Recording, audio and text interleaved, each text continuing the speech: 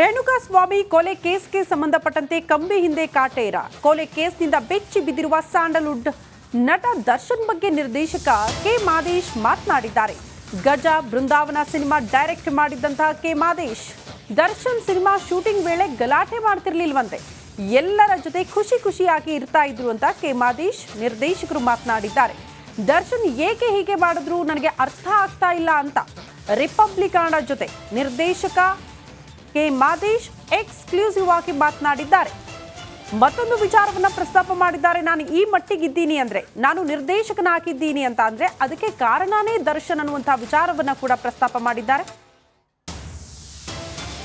ರೇಣುಕಾಸ್ವಾಮಿ ಕೊಲೆ ಕೇಸ್ನಲ್ಲಿ ನಟ ದರ್ಶನ್ ಈಗ ಸದ್ಯ ಜೈಲು ಸೇರಿ ಪರಪ್ಪನ ಅಗ್ರಹಾರದಲ್ಲಿದ್ದಾರೆ.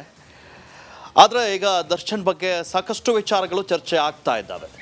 ದರ್ಶನ್ ಅವರು ಮೊದಲು ಯಾವ ರೀತಿ ಇದ್ದರು, ಈಗ ಯಾಕೆ ಈ ರೀತಿ ಆಗಿದೆ, ಅವ್ರ ಮೇಲೆ ಇಂತಹ ಒಂದು ಆರೋಪಗಳು ಅಥವಾ ಈ ಪ್ರಕರಣದಲ್ಲಿ ಸಿಲುಕಲು ಕಾರಣವೇನು ಅನ್ನುವಂಥ ಒಂದಿಷ್ಟು ಚರ್ಚೆಗಳು ಕೂಡ ನಡೀತಾ ಇದ್ದಾವೆ. ಈಗ ನನ್ನ ಜೊತೆ ಅವರ ಮೆಜೆಸ್ಟಿಕ್ ಚಿತ್ರದಿಂದ ಹಿಡಿದು ಇಲ್ಲಿಯವರೆಗೂ ಅವರನ್ನು ಅತಿ ಹತ್ತಿರದಿಂದ ಬಲ್ಲಂತಹ ನಿರ್ದೇಶಕರು ಇವರು ದರ್ಶನ್ ಜೊತೆಗೆ ಗಜ ಚಿತ್ರ ಹಾಗೆ ಬೃಂದಾವನ ಸಿನಿಮಾವನ್ನು ಕೂಡ ಮಾಡಿದ್ದಾರೆ. ಇದರ ನಿರ್ದೇಶಕರಾದ ಕೆ ಮಾದೇಶ್ ಅವರಿದ್ದಾರೆ, ಅವರನ್ನೇ ಮಾತಾಡಿಸ್ತಾ ಹೋಗ್ತೀನಿ. ಸರ್, ಈಗ ಫಸ್ಟ್ ಆಫ್ ಆಲ್ ಆಗಿ ನೀವು ಮೆಜೆಸ್ಟಿಕ್ಕಿಂದ ಕೂಡ ಅವರನ್ನು ನೋಡ್ಕೊಂಡು ಬಂದಿದ್ರಿ. ಹಿಂದಿನ ದರ್ಶನ್ನು ಮತ್ತು ಇತ್ತೀಚಿನ ದಿನಗಳಲ್ಲಿ ಕಾಣಿಸ್ತಾ ಇರುವಂಥ ದರ್ಶನ್ ಅವರಲ್ಲಿ ನಿಮಗೆ ವ್ಯತ್ಯಾಸ ಏನಾದರೂ ಕಾಣಿಸ್ತಾ ಇದೆಯಾ ಅಂತ ಸರ್? ನನ್ನ ಜೊತೆ ಅವರು ಒಡನಾಟ ಇದ್ದಿದ್ದ ರೀತಿಲಿ ವ್ಯತ್ಯಾಸ ಕಾಣಿಸ್ತಾ ಇಲ್ಲ. ಬಟ್ ನಾನು Majestic first cinema Darshan sir hero ಆಗಿದ್ದಾಗ ನಾನೇ ಅಸೋಸಿಯೇಟ್ ಡೈರೆಕ್ಟ್ರು. ಅದಾದಮೇಲೆ ನಾನು ಒಂದು 6 ಸಿನಿಮಾ ಮಾಡಿದೆ ಅವ್ರ ಜೊತೆ ಅಸೋಸಿಯೇಟ್ ಆಗಿ. ನಾನು ಇವತ್ತು ಡೈರೆಕ್ಟ್ರಾಗಿ ಈ ಮಟ್ಟಕ್ಕೆ ನಿಲ್ಲಕ್ಕೆ ದರ್ಶನ್ ಅವರ ಮುಖ್ಯ ಕಾರಣ.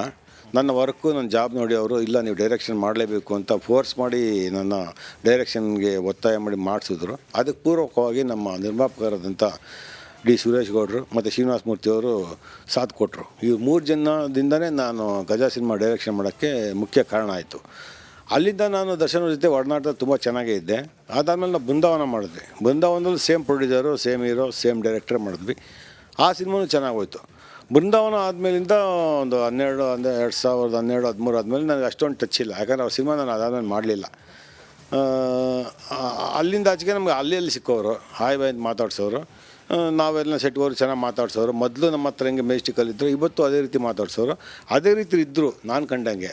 ಬಟ್ ಹೊರಗಡೆ ಹೇಳ್ತಿರೋ ವಿಷಯಗಳು ನಾವು ಕೇಳಿದ್ದೇವೆ ಹೊರತು ನೋಡಿಲ್ಲ. ಈಗ ನಾನು ನೋಡಿದ್ರೆ ಮಾತಾಡಬೇಕು ಅದೇನು ಅಂತ. ನಾನು ನೋಡಿದ್ರೆ ಮಾತಾಡೋಕ್ಕಾಗಲ್ಲ. ನಮ್ಮ ಹತ್ರ ಇವತ್ತು ಓದೂ ಅದೇ ರೀತಿ ಮಾತಾಡ್ತಾರೆ. ಅದೇ ಪ್ರೀತಿ ವಿಶ್ವಾಸ ನಮ್ಮ ಹತ್ರ ಇದೆ. ಸರ್, ಈಗ ಅದೇ ನೀವು 2 ಫಿಲಮ್ ಮಾಡಿದ್ರಿ, ಅದಲ್ಲದೆ 6 ಫಿಲಮು ಅಸಿಸ್ಟೆಂಟ್ ಡೈರೆಕ್ಟ್ರಾಗಿ ವರ್ಕ್ ಮಾಡಿದ್ರಿ.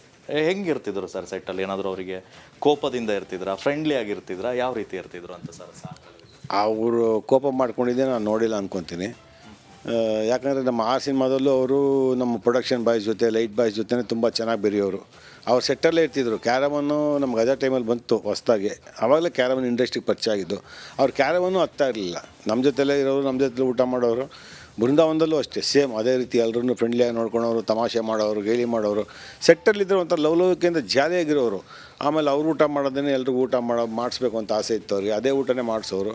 ಅವರು ಪ್ರೊಡಕ್ಷನಲ್ಲಿ ಇದ್ದಾಗ ಬ್ರೇಕ್ ಟೈಮಲ್ಲಿ ಅವ್ರು ಊಟ ಮಾಡೋಕ್ಕೆ ಮುಂಚೆ ಪ್ರೊಡಕ್ಷನ್ ಬಾಯ್ಸ್, ಲೈಟ್ ಬಾಯ್ಸ್ ಎಲ್ಲ ಕೂತ್ಕೊಂಡು ಊಟ ಮಾಡ್ತಿದ್ರಲ್ಲ, ಅದೆಲ್ಲ ಹೋಗಿ ನೋಡ್ಕೊಂಬರೋರು. ಅದು ನೋಡ್ಕೊಂಡ್ಮೇಲೆ ಇವ್ರು ಊಟ ಕೂತ್ಕೊಂಡವರು. ಅವ್ರಿಗೇನು ಹಾಕಿದ್ರೆ ನನಗೆ ಅದೇ ಹಾಕೋ ಅನ್ನೋರು. ಆ ರೀತಿ ಒಂದು ಮನೋಭಾವ ಇದ್ದವರು. ಈಗ ಈ ರೀತಿ ಪರಿಸ್ಥಿತಿ ಏನಕ್ಕಾಗಿದೆ ಅಂತ ನನಗೆ ಅರ್ಥ ಆಗ್ತಿಲ್ಲ. ಇದಿಷ್ಟು ನಿರ್ದೇಶಕ ಕೆ ಮಾದೇಶ್ ಅವರ ಮಾತು. ಕ್ಯಾಮ್ರಾ ಪರ್ಸನ್ ದೀಪಕ್ ಜೊತೆ ಧ್ರುವರಾಜ್, ರಿಪಬ್ಲಿಕ್ ಕನ್ನಡ, ಬೆಂಗಳೂರು.